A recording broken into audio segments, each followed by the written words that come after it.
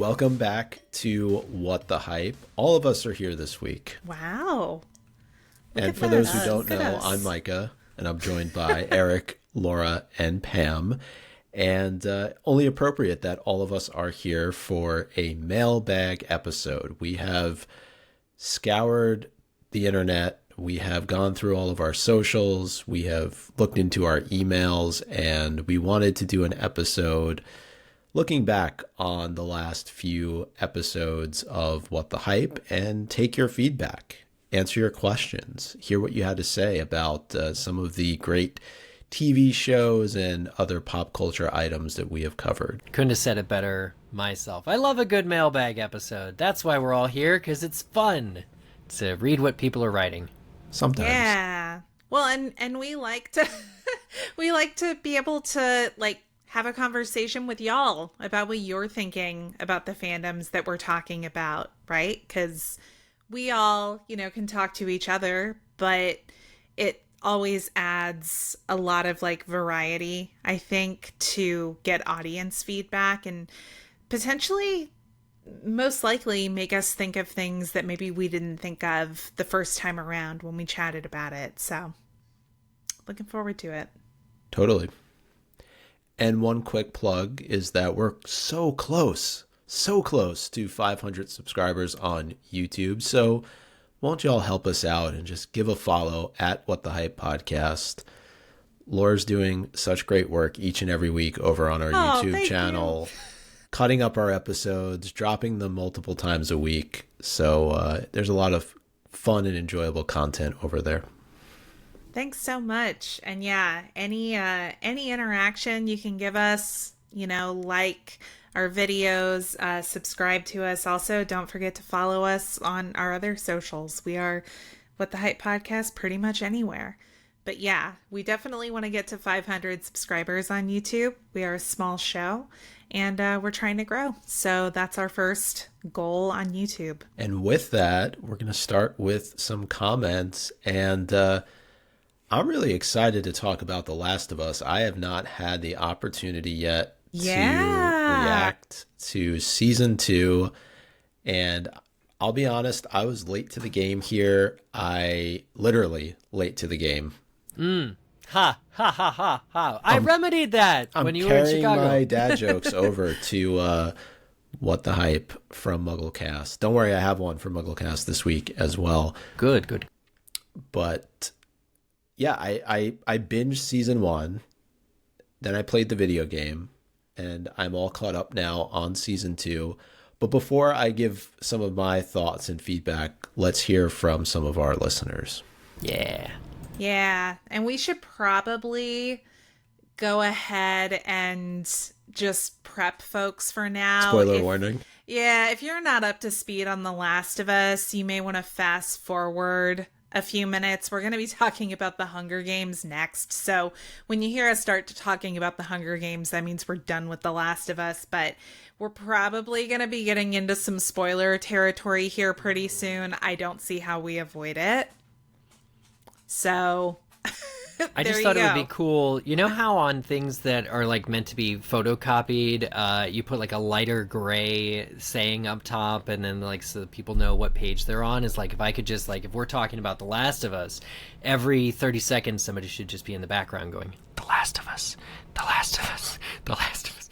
That way, when you're skipping, when you're actually scrubbing through the episode, you'd be like, "Okay, where are they at? Hunger Games. Okay, we're good." But maybe we won't do that. Yeah, probably not. It's a lot of work. For sure. But Micah, I figure our first comment from YouTube might get into some territory that you want to discuss when it comes to The Last of Us. Laura's Bookish Life on YouTube said, in regards to that shocking moment in episode 2 of season 2 of The Last of Us, this was a truly gut-wrenching episode on so many levels. I will just say the casting and the acting in this piece is Emmy worthy. Let me do that again. I will just say that the casting and the acting in this piece is Emmy worthy. Totally agree. I mean, it was a gut-wrenching episode. Even if you played the game and you knew it was coming, still hurt real fucking bad. Micah and Pam... Pam saw it. She was so mad that she trudged all the way to Seattle to get revenge. I did. On that character. How was Seattle, by the way? I'm on my way, Ellie. Don't worry. Yeah. Seattle was actually beautiful, honestly. It was really nice this time weather. of year. All the mountains were out. No rain. Well, they were out. They decided to not be shy. I love that. Exactly. It was stunning, honestly. Yeah, agreed. This show continues to showcase actors doing their craft in such a way. It's just really, really, really good acting. Characters, even characters with like minute parts and bit parts, you're like, they feel like they're so fully thought out and fleshed out in this world, and they all serve, a purpose. This show has always been good with treating every character as if they could have an anthology or a video game series of their own. Yeah. And I'm glad Laura brought up the Emmys, because Emmy nominations have been submitted for your consideration, right? And the official nominations actually come out on July 15th. So we're just around the corner from that. I would say you could probably expect The Last of Us to get some nominations. They scooped up, I think, 24, if I remember correctly, last year, including some in the larger categories for Pedro Pascal and Bella Ramsey, who are, of course, the leads. So I don't see why they wouldn't scoop up some noms again this year, because, it's a hot show and they're acting their butts off. Right. Yeah. Well, can I get both of y'all's, while we're here, both of y'all's reaction to that loss in episode 2? Because y'all weren't up to speed on the story for The Last of Us Part 2, so you didn't have the advance notice. No. Yeah. It very much reminded me of if you were somebody who was up to speed on A Song of Ice and Fire and you knew what was coming with respect to, let's say, Ned Stark, or you knew what was coming with respect to the Red Wedding. You were in the know, and you were just kind of waiting to see how it would be adapted and then what the fallout and reaction was going to be from the fans. I feel a couple of different ways about how this all played out. I don't feel, number one, like Abby was built up enough as a character to do what she did. Agree. In only the second episode of the season. I feel like even though that may have been how it played out in the video game, and that's where I would look to you and Eric to, tell me that's not how it necessarily played out in terms of timing.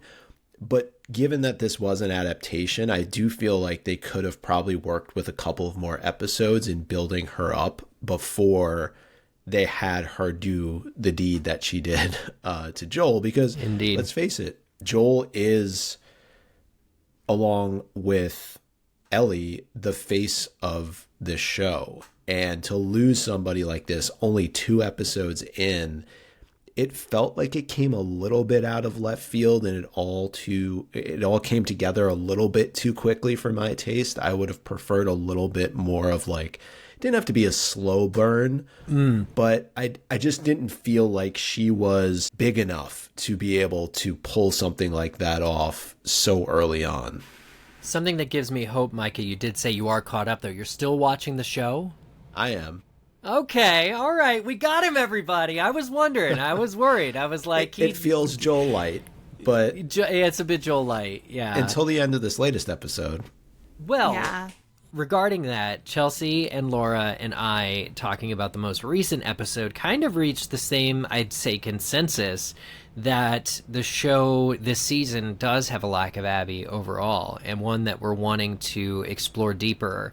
And I think I probably said, hoping to console you, Micah, that, when the event happened in question in episode 2, I said, they actually showed more of Abby, or gave us a little bit more of Abby on the show than in the video game at this time.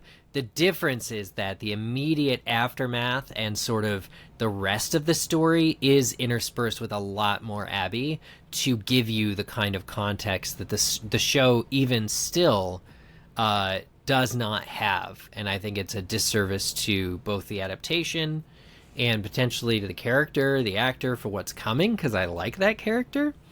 We don't know, obviously, until there's 2 more episodes of the season, until they air, about the whole thing. But I would say that your feelings are valid, and I do tend to agree with them. Yeah, the other thing that I'll add is what the show is missing for me with regards to Abby and what we did get in the game was kind of a bait and switch with her character that felt really conflicting, because when you're introduced to her character in the game, you have no idea who she is, but you're playing from her point of view for a pretty good little stretch at the beginning. And then you come upon Joel, and Abby does what she does to Joel.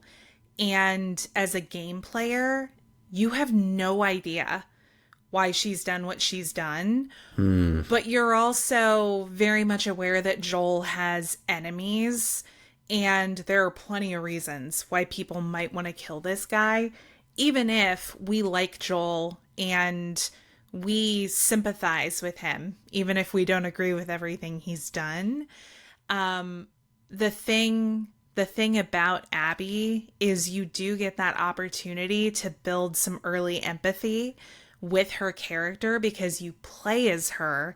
Right. And then when she turns around and kills Joel, it feels like a betrayal, because this why character... did I try and keep her alive when that horde was attacking? I should have just laid down and gotten a game over. Absolutely Exactly. diabolical.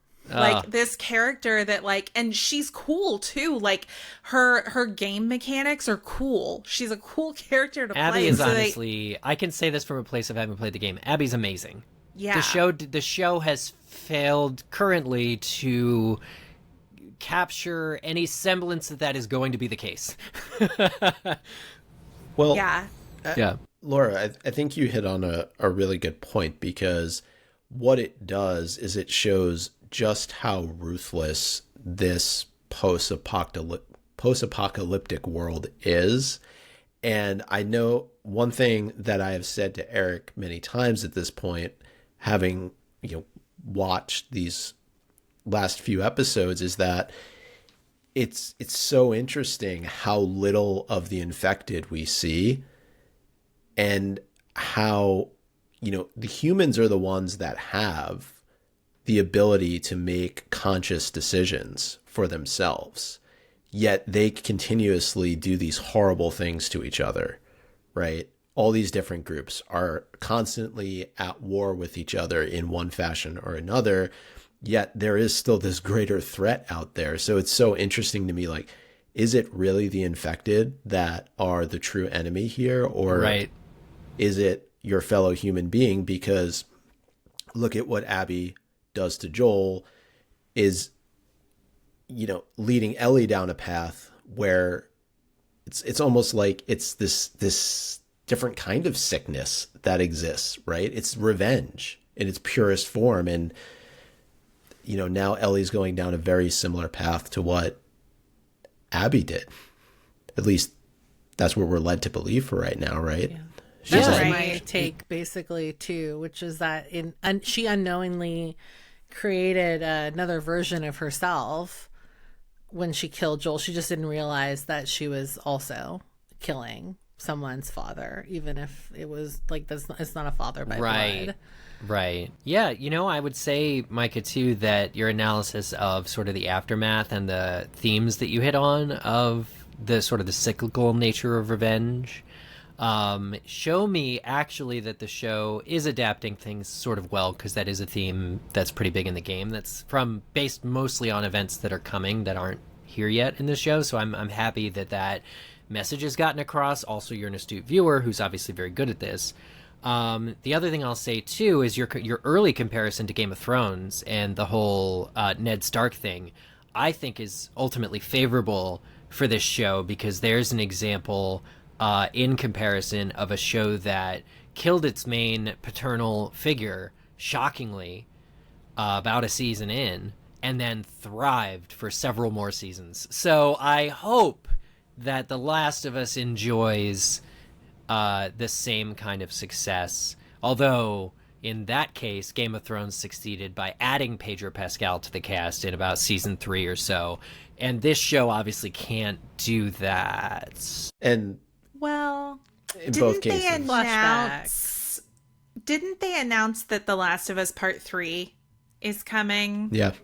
The game. It's been announced and unannounced, kind of. They're just like, they're gathering ideas. Another thing I'll say, though, Craig Mazin and Neil Druckmann, who are the showrunners of the HBO's Last of Us, and Neil Druckmann was the game director and writer for Last of Us Part 2, have said how they want to ask that exact question about what's the virus.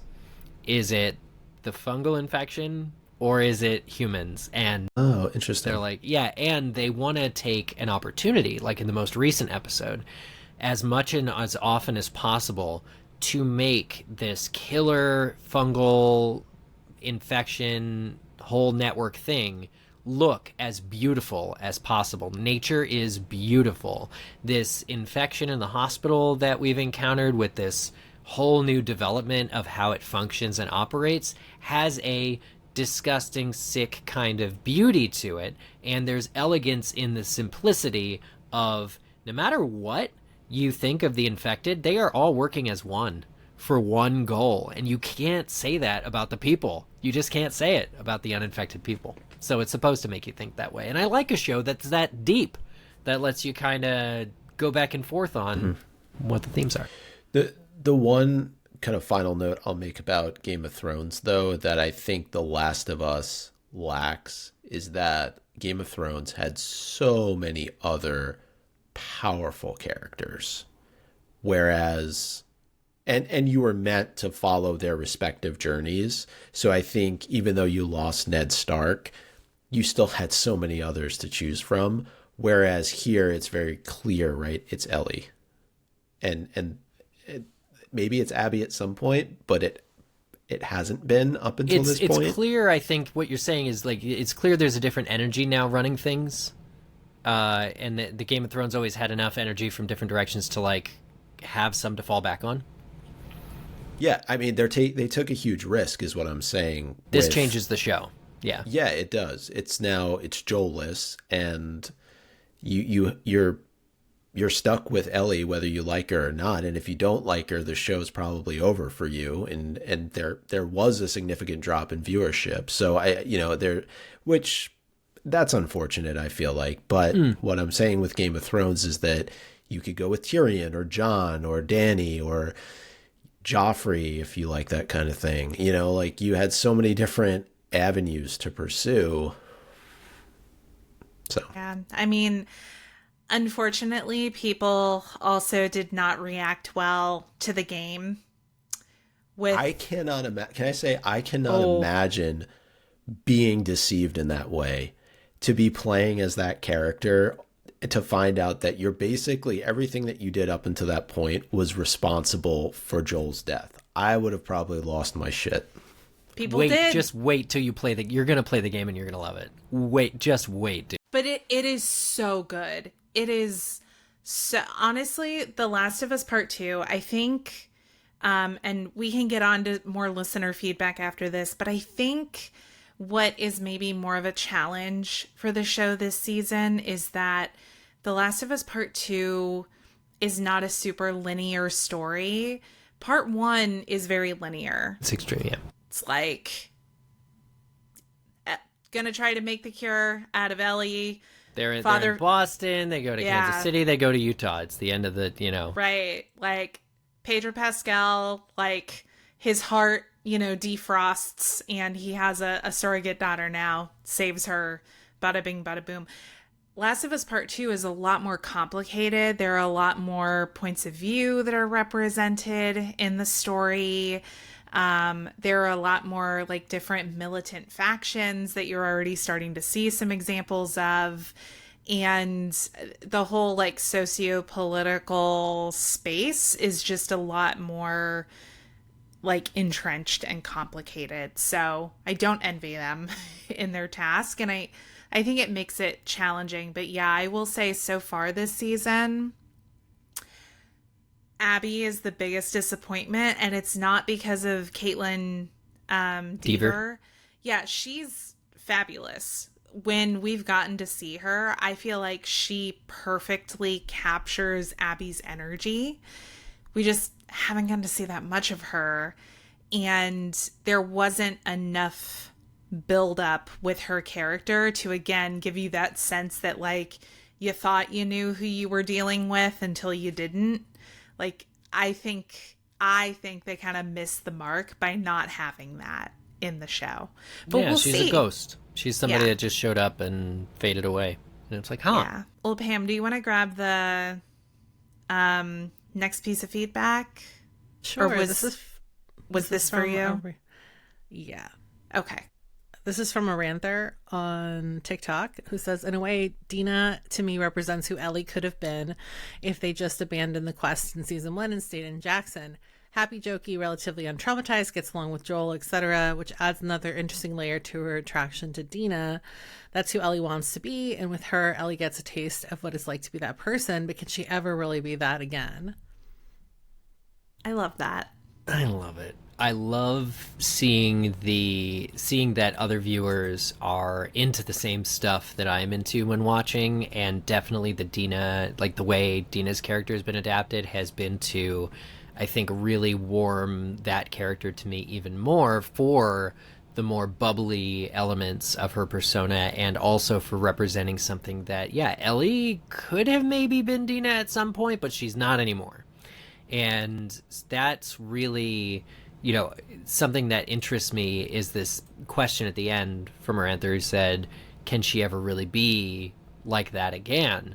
And, I think that we'll probably get an exploration of throughout the show whether she could have ever really been that way, because from the start she also had a lot in common with Joel, including his ease with which he adopts violence, and she was really kind of like attracted to Joel's violence and violent side throughout the first season.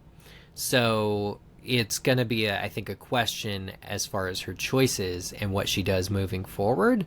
And Dina, who clearly loves her, we're just going to have to see how that relationship develops now that it's being put at, against this level of stress.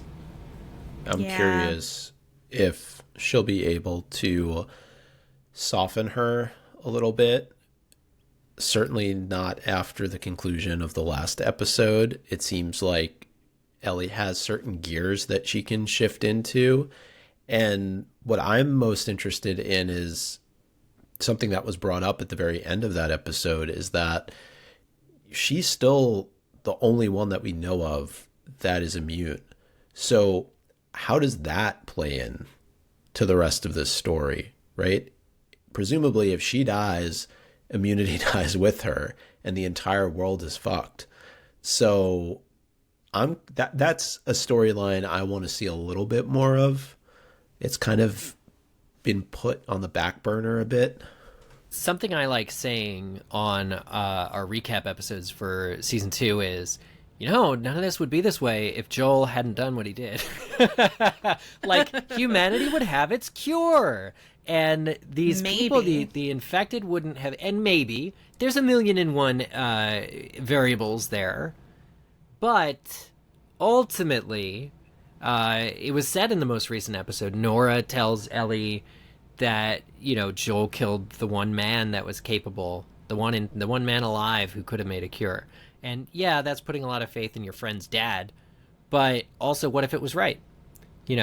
So it's kind of one of those things that no matter what happens, and this is why it's like Joel is ever present in this show, not as much as I want him to be, but he's ever present in the way that his choice that he did out of love has doomed everyone else. So yeah, I think it's a cautionary tale ultimately. Yeah, definitely. And yeah, I mean, hopefully, it seems like next week, Micah, I think you'll be happy with the episode, because it seems like we're going to get a lot of flashbacks Which is I think is a kind of key difference between the show and the game, because the game, to Eric's point earlier, the game kind of peppers them throughout. So it's not like you're playing an entire game without seeing Joel. Good to know. It's going to be an interesting thing, but you would like the game. Mm-hmm. You really would. Especially if you played through the first game, you're going to like the second game. It's tons of everything good. The next message that we have comes from Charistes on Instagram. They say, I'm terrified about who is going to survive. Parenthesis, not played the game. To this I will say, there are some deaths. Yep. But I wouldn't say that there's a death apart from Joel's. I wouldn't say that there's a death that deeply altered my confidence in my being able to appreciate the story. There wasn't a character who they killed, like Hedwig, where I'm like, oh my god, this story means nothing to me anymore, and I'm no interest in proceeding because they killed this character. That hasn't happened past Joel. So if that's some comfort, that is what I offer to you. Interesting. I also have not played the game, so I feel the... Yeah, Pam, I appreciate the tease. Do you get the same feeling, Pam, that no, I feel like no one is fair safe game now? Is anybody safe? No, it honestly feels like it's not. I think it was a really ballsy move to kill off one of your two main stars, main characters. So, yeah, I mean, as somebody who hasn't played the game, doesn't have much touchstone for the lore, if you will, it feels like anyone's fair game after that. That's cool. Yeah, I mean, it should, honestly, but I agree with Eric insofar as, like, I felt like Joel was the really big one, but there are still things that happen in this story that may not necessarily be character deaths that there are things worse than death. Yeah, that will like rip your heart out. So prepare yourselves. Oh, wow. Keep the tissues on hand then. Yep. All right. Amazing. And one more comment also from Instagram as well, from Neil AM. Having played the games, the show feels off since it's abridged. I think Laura was saying this best a moment ago, that because of the change in narrative structure and the idea that they're not covering the whole season, and there's 2 fewer episodes this season than in last season, which blows my mind. I know. I would agree that things feel off. The balance that the game is long. It's 40 hours of gameplay to the first game's like 13. And these are just arbitrary numbers, but that sounds about right. And so adapting it was always going to be a little tough, but the balance that they managed to strike between Abby, Ellie, Joel flashbacks, filling in story, and the wider world expansion was, although it was a slower like opera, we got there. And now it feels like maybe the adaptation is going into this season with an arm tied behind its back for no real reason. And it's nothing but I cited on the most recent episode the goodwill that we have from how awesome season 1 was, to show me, and the fact that this show's going to print money for HBO.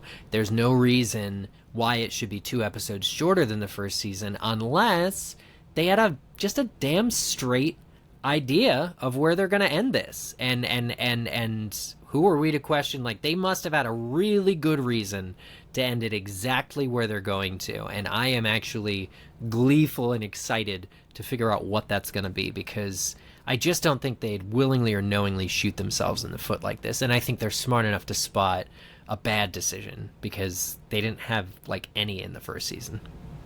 Mm-hmm. And then finally, we heard from Sonia742 on Instagram, who wants to know this burning question.